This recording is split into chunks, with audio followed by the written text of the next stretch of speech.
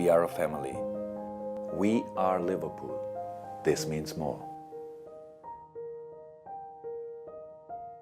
프리시즌의 성적만을 두고 다가올 시즌의 성적을 예측할 수는 없습니다. 하지만 프리시즌에서 보여주는 선수들의 조직력이나 운영 방향을 통해 대략적으로 어떠한 구성을 토대로 한 시즌을 보내겠다는 예상을 할 수는 있죠. 그래서 오늘은 리버풀의 첫 프리시즌 경기 4대2로 승리한 이 경기에서 보여준 전체적인 전술 구성, 선수들의 세부적인 움직임과 관련해서 자세히 살펴보는 시간을 가져보도록 하겠습니다. 전술적인 틀, 전반 후반 45분씩 모든 선수 구성원을 바꿨지만 전체적인 전술의 틀은 변하지 않았습니다. 기본 포메이션은 4-3-3. 전반전을 살펴보면 디아스, 누네스, 살라, 소보슬라이, 아놀드, 클락, 로버트슨, 반다이크, 코나테, 브래들리, 골키퍼는 켈러, 홀딩 미드필더로는 아놀드, 양쪽 측면 미드필더를 소보슬라이와 클락, 우풀백에는 브래들리. 8번, 10번 성향의 소보슬라이와 클락의 역할이 굉장히 중요했죠. 보다 유연하게 볼을 점유하는 상황에서의 포지셔닝을 보시면 로버트슨, 반다이크, 코나테 변형 3백, 아놀드는 6번 포지션, 브래들리는 인버티드 풀백 역할을 받아 아놀드, 브래들리 더블 볼란치 구성, 클락과 소보슬라이는 8번 10번 성향의 미드필더로 하프 스페이스 포켓 공간에서 움직이며 상대 수비수들과 미드필더를 중앙에 묶어두는 역할을 맡게 됩니다. 때에 따라 박스로 침투도 할 수 있고 빌드 없이 내려와서 패스기를 열어주는 역할 또한 수시로 해줘야 하죠. 단순히 중앙 공간에서만 움직이는 게 아닌 때에 따라 측면 움직임까지 가져가야 해서 상당히 해야 할 일이 많습니다. 이렇게 소보슬라이와 클락이 하프 스페이스에 머무르는 동안 양 측면에는 로버트슨 살라 혹은 디아스 살라가 위치하게 됩니다. 중앙에서 상대 수비수들과 미드필더를 묶어둔 덕분에 넓은 공간을 활용할 수 있게 되는 것이죠. 이는 오버로드 투 아이솔레이션 상황을 자주 만들기 위함입니다. 체급 차이가 나며 상대가 지역 방어를 토대로 완전히 내려앉았을 때 우리 팀의 미드필더들은 하프 스페이스 포켓 공간, 포워드 또한 중앙으로 좁혀 수비수들과 미드필더를 중앙에 묶어두고 한쪽 측면에서 상대의 숫자가 높아졌을 때 반대 저단킥을 통해 공간을 열어주는 것입니다. 이때 수비수와 1대1 대결에 능한 윙포워드 자원들이 그 공간을 통해 빈틈을 만들어주는 것이죠. 항상 측면으로 공이 전달되는 것은 아니지만 비좁은 중앙 공간에서 무언가를 창출할 수는 없으니 어떻게든 측면에서 균열을 찾아낸 뒤 찬스를 만들어내려는 것입니다. 아무튼 개개인의 능력에 따른 약간의 움직임 조정만 있었을 뿐 전체적인 틀은 지난 시즌 후반기와 동일하게 3-2-2-3. 전반전 구성을 토대로 여러 해석을 해보자면 첫 번째, 마땅한 홀딩이 없는 상황 속에서 원볼란치 구성은 없다. 즉 이전의 원볼란치 4-3-3 운영은 없을 것이다. 두 번째, 왼쪽 스토퍼로도 활용한 홀딩 미드필더가 합류하지 않는 한 로버트슨의 과감한 전진 빈도는 계속해서 줄어들 것이다. 세 번째, 측면 미드필더에게 요구되는 움직임이 강화될 것이다. 박스 어택부터 앞뒤로 수비 커버까지. 네 번째, 디아스 누네스 활용법을 아직 찾지 못했다. 알리스터 소보슬라이 조합까지 봐야 할 것 같습니다. 이렇게 선수 구성은 후반전을 살펴봐도 비슷합니다. 조타, 학포, 도크, 스켈런, 맥코닐, 알리스터, 치미카스, 콘사, 마팁, 고메스, 골키퍼는 야로스. 기본적인 출전 라인업은 이렇지만 인게임 내에서의 포지셔닝 자체만 두고 봤을 땐 전반전과 다르지 않습니다. 콘사, 마팁, 고메스 3백, 치미카스는 인버티드 풀백 역할을 부여받아 맥코닐과 투볼란치 구성, 알리스터와 학포는 8번 10번에 가까운 움직임, 스켈런, 조타, 도크 3톱. 스켈런이 왼쪽 윙포워드? 이렇게 생각하실 수 있겠지만 이는 어쩔 수 없이 홀딩 미드필더 포지션을 소화할 만한 선수가 없는 상황 속에서 알리스터를 내려서 쓰기엔 이 선에서의 공격 작업이 힘들고 치미카스를 윙포워드로 두면서 스켈런을 수비로 두기엔 왼쪽이 콘사 스켈런, 말도 안 되는 뉴스 조합이 형성되기 때문에 불가능에 가깝죠. 전반적인 팀 구성상 스켈런이 현 위치에서 뛰는 것은 윙포워드라 말하기도 조금 불편하긴 합니다. 그래도 구분을 짓자면 윙포워드지, 보다 세분화하자면 와이드하게 공간을 열어주는 역할, 그 이상 그 이하도 아닙니다. 전반전과 비교했을 때 극단적인 살라, 디아스의 포지셔닝이나 보시면 됩니다. 이 선수가 중원 수비 라인에 위치하게 되었을 때 발생하게 되는 볼 순환에 대한 문제 때문에 그냥 좌측면 높이 올려두고 학포, 치미카스를 왼쪽에서 넓은 범위로 활용한 것이죠. 따라서 이날 학포가 센터 포워드로 나왔다고 보기보단 9.5번 공격형 미드필더에 훨씬 더 가까운 역할을 부여받았다고 보시면 됩니다. 때에 따라 조타, 학포 스위칭도 가능하다 보니 학포에게 보다 자유로운 역할을 준 것이죠. 이렇게 후반전에서 보여준 포메이션을 토대로 여러 해석을 해보자면 첫 번째, 아놀드 부상 시 좌풀백의 인버티드 역할까지도 염두에 두고 있다. 두 번째, 학포의 성장과 함께 온전히 9.5번으로 폭넓게 활용할 수 있다. 세 번째, 다시 말하지만 원래 알리스터는 10번에서도 존나 잘한다. 네 번째, 고메스의 우풀백 소화까지 감안하면 왼쪽 센터백 백업 자체가 없다 보니 상황이니 왼발 센터백은 꽤나 급한 상황이다. 5번째, 도크는 몇 년 내로 1군 스쿼드에 안정적으로 포함될 것이다. 6번째, 누네스 디아스의 눈이 돌아가서 그렇지 조타가 주전으로 나서는 게 오히려 좋을 수도? 이제 보다 세세하게 경기 내 움직임을 토대로 살펴보죠. 측면 미드필더, 이날 경기에서 집중해서 볼 부분은 딱 두 가지. 측면 미드필더로 나선 선수들의 움직임, 그리고 인버티드 풀백 역할, 더블 볼란치. 우선 측면 미드필더부터 얘기해봅시다. 전후반 모두 전술적인 틀은 동일했지만 경기력에서는 꽤나 큰 차이를 보였습니다. 공격 옵션으로만 비교했을 때 전반전은 디아스, 누네스, 살라, 소보슬라이, 클락, 후반전은 스켈런, 조타, 도크, 학포, 알리스터. 후반전의 경기력이 압도적으로 좋았던 것만 봐도 이는 포워드의 차이라 보기보단 8번, 10번 측면 미드필더 차이라고 보는 게 맞습니다. 본격적인 시즌이 시작될 때에도 가장 중요하게 여겨질 위치 또한 8번, 10번 측면 미드필더가 될 것입니다. 대체 왜? 그간 리버풀이 원볼란치를 활용하는 상황 속에서 내려앉는 팀을 상대하는 패턴은 이러했습니다. 3-2-5. 마네와 살라가 중앙으로 좁혀 들어와 상대 수비를 밀집시켜 놓을 때 아놀드와 로버트슨이 직선적으로 측면을 파고들어 기회를 창출하기도 했으며, 오히려 윙포워드가 측면으로 빠져나가주며 하프 스페이스 공간을 열어줄 때 풀백의 언더래핑을 통해 결정적인 찬스를 만들어내기도 했습니다. 이 과정 속 미드필더들은 풀백의 공간을 커버하고 플레이메이킹보다는 수비와 공격을 이어주는 링커 역할에 보다 집중하고 있었죠. 어쩌면 그냥 수비만 잘해도 1인분이라 볼 수 있던 포지션입니다. 미드필더가 아닌 풀백, 그리고 포워드의 플레이메이킹으로 경기 운영을 했기 때문이죠. 하지만 인버티드 풀백을 활용하며 더블 볼란치를 구성하는 현재로 돌아와 봅시다. 변형 433, 3223. 현재 스쿼드 구성으로 두고 봤을 때 과거와 같이 풀백의 플레이메이킹 빈도는 낮아질 수밖에 없습니다. 당연한 얘기지만 공격적인 포지셔닝을 가져가던 풀백이 빌드업을 위해 스토퍼로 활용된다. 오른쪽이든 왼쪽이든 한쪽에서만 비대칭적으로 미드필더로 활용되며 어떻게 되든 간에 반대편에서는 스토퍼 포지션을 소화해야 하는 게 가장 큰 변수입니다. 전반전은 브래들리의 움직임에 따라 로버트슨이 내려와서 빌드업을 해야 했고, 후반전은 치미카스의 움직임에 따라 고메스가 내려와서 스토퍼 포지션을 봐야만 했죠. 이렇게 되면 당연히 풀백의 전진은 줄어들고 넓은 측면 공간에서 공격 수비 밸런스를 조율해주는 동시에 플레이메이킹에 직접적인 영향을 줘야 하는 측면 미드필더의 영향이 중요해질 수밖에 없습니다. 그간 공격을 주도했던 풀백의 활동 범위가 줄어들었기 때문이죠. 그나마 홀딩 미드필더 한 명을 두고 아놀드를 파트너로 더블 볼란치를 구성하게 되면 아놀드를 온전한 6번보다 8번에 가깝게 활용할 수 있어서 우측에 선발로 나서는 미드필더의 경우 공격보다 수비적인 밸런스가 더 뛰어난 타입을 활용할 수 있겠습니다. 이 부분 때문에 향후 아놀드가 인버티드 풀백을 소화하며 우측에서 출전할 경우 소보슬라이도 우측에 출전시켜 서로 상충되는 완전한 조합이 형성될 수 있는 것이죠. 얘기가 약간 다른 방향으로 가지만 홀딩 포지션에서 왼쪽 스토퍼도 소화할 수 있는 보다 수비 성향이 짙은 유형을 데려올 수만 있다면 아놀드의 파트너로 두고 알리스터, 로버트슨이 2선 3선을 오가며 공수 밸런스를 잡아주는 완벽한 라인업이 구성됩니다. 라인업 얘기 관련해서도 하고 싶은 말이 많지만 다음에 이어가 보고, 아무튼 비대칭적으로 활용되고 있는 인버티드 풀백의 움직임이 중앙으로 좁혀지는 상황 속에서 볼을 탈취당했을 경우 곧바로 풀백은 측면 보호를 위해 내려와야 하다 보니 마냥 높은 포지셔닝을 가져갈 수는 없습니다. 만일 아놀드가 높은 위치까지 올라가게 된다면 미드필더는 아놀드의 공간을 커버하기 위해 다시 후방 커버를 가야만 하죠. 여러모로 높은 위치에서의 턴오버시 감당해야 하는 리스크가 많은 상황 속에서 스토퍼 움직임을 가져가야 하는 풀백이나 미드필더 움직임을 가져가야 하는 풀백이나 과거 433을 활용하던 방식대로 높은 포지셔닝을 꾸준히 가져갈 수가 없습니다. 그러니 측면 미드필더의 역량은 더더욱이 중요해졌다. 경기 내 발생한 상황을 직접 보며 확인해보죠. 이를 통해 3-2-3에서 10번, 8번 성향의 미드필더 그리고 6번 홀딩 미드필더가 얼마나 중요한지 알 수 있을 겁니다. 첫 번째는 수비 상황입니다. 상대가 빌드업을 하는 상황 속에서 전방에서 강한 압박을 통해 볼의 흐름을 차단하려는 움직임을 보이고 있습니다. 하지만 생각보다 유연히 이를 풀어냈고 전방으로 공이 전달되죠. 브래들리는 당연히 측면 수비를 위해 내려왔고, 보다 높은 지점에서 압박하던 로버트슨과 아놀드는 이제 뒤따라 내려오고 있습니다. 하지만 클락은 아직도 한참 더 내려가서 커버해야 하죠. 상대가 리턴 패스를 준 순간 만일 수준급의 선수를 보유한 팀이었다면 이미 실점했습니다. 아래 공간에 대한 커버를 전혀 할 수 없기 때문이죠. 애초에 클락은 아래 공간을 커버할 만큼의 활동량을 가져갈 수도 없었습니다. 단 몇 초 만에 압박이 풀리며 수비 진영까지 공이 넘어온 시점에서 풀백이 측면 커버를 위해 내려간 순간 풀백과 미드 간의 간격이 급속도로 벌어질 수밖에 없습니다. 인버티드 풀백을 활용하게 되었을 때 앞선에 있는 미드필더가 이 공간을 온전히 커버할 수 있는 만큼의 활동량을 지니지 못한다면 언제나 역습 상황 속에서 우측면은 쉽게 공략당할 수밖에 없겠죠. 다음 장면도 보시죠. 빌드업을 풀어나가는 과정 속에서 발생한 수비 미스입니다. 반다이크가 브래들리에게 패스를 주고 브래들리는 곧바로 클락에게 전진 패스를 넣습니다. 하지만 클락의 터치 미스, 공격 전환 과정에서 소유권을 주게 됩니다. 딱 이 순간 브래들리는 수비 전환을 위해 측면으로 빠져나가야 하는데 중앙에 있고, 소유권을 잃은 클락은 곧 곧바로 압박. 브래들리 또한 그 자리에서 경로를 차단하려 합니다. 이를 손쉽게 패스로 풀어내는 순간 브래들리가 커버해야 하는 우측 공간에 상대 선수 2명이 뛰어들어가고 있습니다. 이 공간을 회복하기 위해 소보슬라이가 미친듯이 스프린트를 합니다. 이후 아놀드가 클리어링에 성공하며 수비를 하긴 했으나 수준 높은 팀을 만났더라면 이것 또한 실점 상황이죠. 이처럼 인버티드 풀백으로 출전한 선수가 전진하는 과정에서 소유권을 잃는다거나 공격 전환 과정 속에서 측면 미드필더가 소유권을 잃어버리는 경우 무조건적으로 드넓은 측면 공간을 노출하게 됩니다. 이때 다시 오른쪽 측면 미드필더가 이 모든 것을 커버해야 하기 때문에 중앙으로 좁혀 움직이는 풀백, 그리고 측면 미드필더의 볼 간수 능력, 그리고 수비 커버 능력은 정말 100번 1000번 강조할 필요 없이 중요합니다. 전반전은 아놀드의 홀딩 역할에 대해 만족하는 상황도 많았지만 이처럼 우측에서 브래들리 클락을 동시에 출전시키다 보니 수비 커버에 대한 우려 때문에 전반 20분을 기점으로 클락과 소보슬라이는 스위칭하며 플레이하게 되었습니다. 정확히 이 두 장면만 보더라도 앞으로 측면 미드필더의 플레이메이킹 능력은 물론 수비 커버 능력은 확연히 도드라지게 될 것입니다. 3-2-3을 활용하는 과정 속에서 측면 미드필더가 부진한다면 그냥 지난 시즌 4-3-3 전술 속 양쪽 메잘라의 활동량과 수비력이 떨어져 고전했던 그때와 별반 다르지 않을 것입니다. 반대 상황인 공격에서의 아쉬움 또한 측면 미드필더 그리고 인버티드 풀백의 영향이 컸습니다. 소보슬라이, 클락, 브래들리 모두 전진성을 갖추고 있는 유형이지만 오버로드 아이솔레이션 상황을 자주 만들어내며 위협적인 찬스를 만들어내기 위해서는 이 3명이 계속해서 움직여주며 좁은 공간에서 상대의 시선을 끌어주고 압박을 풀어내는 모습을 보여야만 합니다. 그럴 만한 능력이 없다면 결국 예상되는 롱패스를 통해 측면으로 볼을 전달해주고 이미 자리 잡은 상황 속에서 무리한 공격을 할 수밖에 없습니다. 정확히 이 상황과 일치합니다. 하프라인 지점에서 볼을 소유하는데 미드필더의 움직임이 제한적이다 보니 살라에게 전달, 이후 무언가 만들어낼 수야 있겠지만 그리 유쾌한 상황은 아닙니다. 상대가 이미 자리를 다 차지하고 있기 때문이죠. 전반전 내내 이러한 상황이 반복되었다 보니 누네스는 도저히 보일래야 보일 수가 없고 평상시보다 더 무거운 움직임을 보이는 디아스도 당연히 보이지 않았겠죠. 거기다가 로버트슨을 스토퍼로 활용해야 하다 보니 측면에서 직선적인 전진도 없고요. 전반전 경기력만 딱 본다면 홀딩 미드필더를 데려와서 아놀드를 6-8번 전진 능력을 극대화시켜야 한다. 측면 미드필더의 플레이메이킹적인 움직임이 없으면 계속해서 고립된다. 만약 클락 대신 알리스터가 뛰고 있었더라면 혹은 학포가 뛰고 있었더라면 경기력은 확연한 차이를 보였을 겁니다. 모든 내용을 담지는 못했지만 정확히 아놀드가 홀딩으로 뛰지 말아야 하는 근거와 아놀드가 홀딩으로 출전했을 때의 파트너의 중요성을 함께 파악할 수 있었던 전반전이다 라고 보시면 편할 듯 합니다. 아직 못다한 얘기가 너무 많지만 또